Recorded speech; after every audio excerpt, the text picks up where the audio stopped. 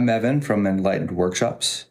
Today I want to talk to you about how the human nervous system basically programs you to unhappiness, which is rather unfortunate. The way we evolved and the way that we have come to be in this world is largely based on survival.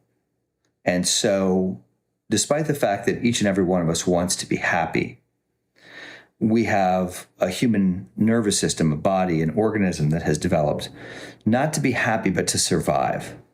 So your happiness is not its priority. It doesn't necessarily care that you're happy. It wants you to be alive because then it gets to live. So how does that work exactly?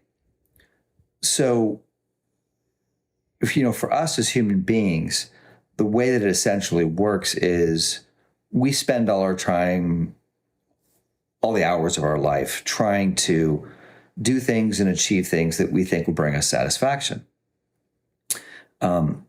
But our protection mechanisms, our safety mechanisms inside of us, our psychology, because they're always trying to keep us safe, they are constantly working at cross purposes to our goals.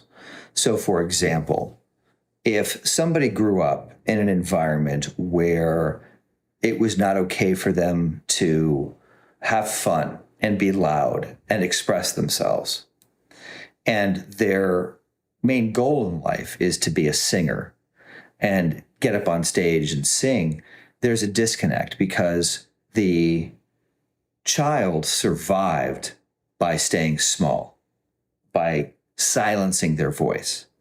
And so the nervous system knows that. They know that they're going to survive if they keep quiet and stay small, because that's what's worked in the past. So on the one hand, we have a person who consciously wants to strive for and achieve their goal and get somewhere. But there's a part of them that is wired to smallness and safety.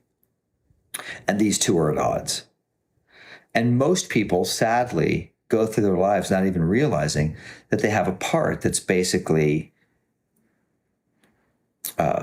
keeping its foot on the brakes. We're trying to press our foot on the gas, and we have a part that's keeping their foot on the brakes. And so most people never understand why they don't get closer to their goals.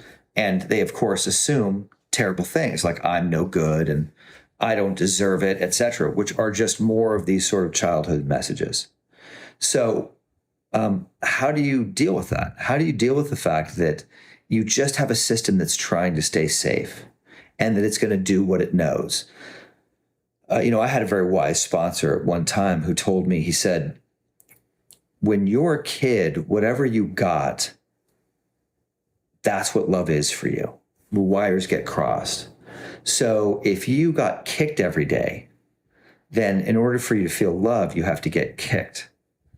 And that's why people keep reliving these same ideas again and again and again. Somehow the nervous system says, okay, this isn't good. I don't like it, but it's comfortable. I know it.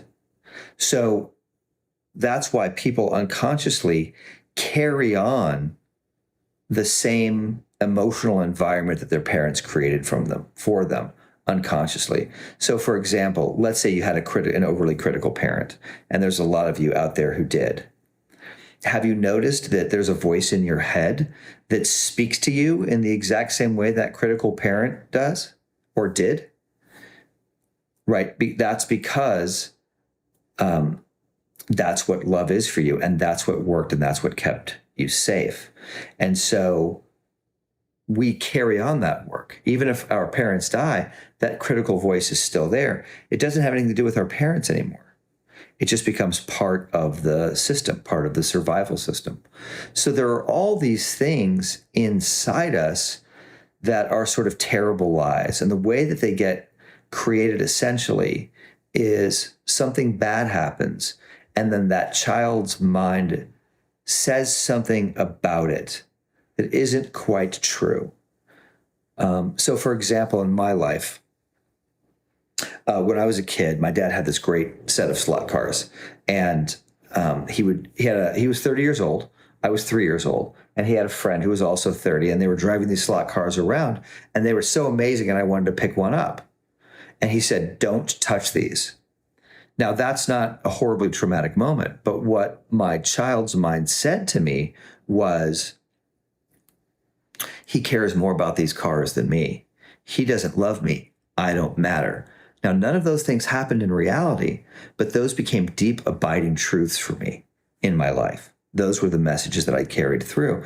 And those were the ideas that ran me into the ground, really. And so in order to feel like life is correct and life is okay, I have to not matter. Now, here I was being out in the world trying to become this great filmmaker, but deep down in my programming, I have to not matter. So what became true for me in my life, I was this bright person with great potential that never got anywhere. And that was the comfortable place that I occupied. That was what I knew. And that's what I kept recreating because it was familiar, even though it was very painful, because I could feel all of these skills and abilities and talents and things that I wanted to express out in the world.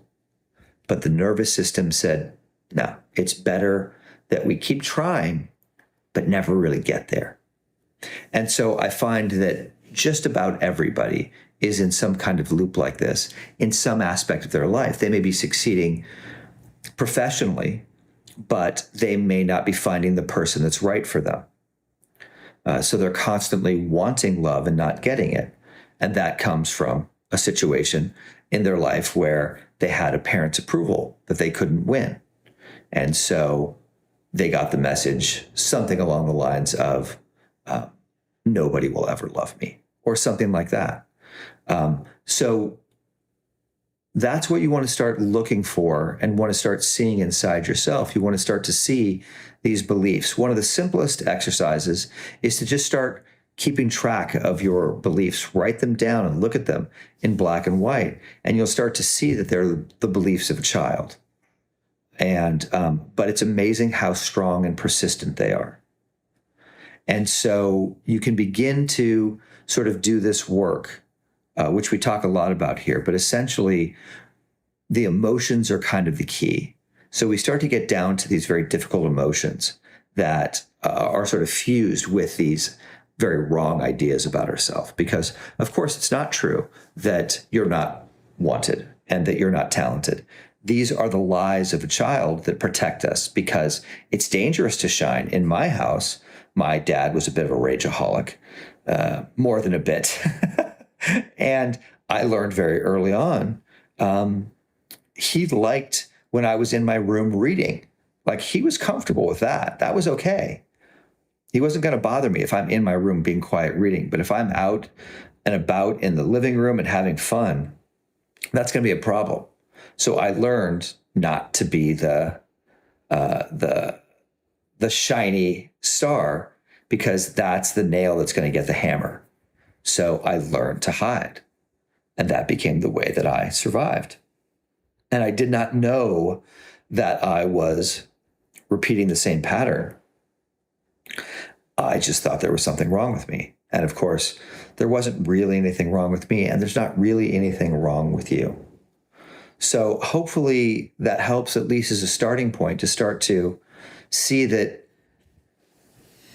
the ways that you're not succeeding and the perceived failures aren't really your fault. They're really the fault of this nervous system and these safety and protection mechanisms. And if you're seeing and hearing this video, there's a chance that the expiration date on those coping strategies has come due. And maybe it's time for a better way to deal with those feelings of safety than limiting yourself, denying yourself relationships, denying yourself success, denying yourself money. Maybe there's a way that you can start to change the conversation, see under the hood, and start to dissolve those blocks that are covering up the masterpiece that you are. take a look around the site, check out all the videos that are here, start to get a sense of what we do, enlightenedworkshops.com, and maybe come and check out one of our workshops. And we look forward to seeing you around. Thanks and have a great one. Bye.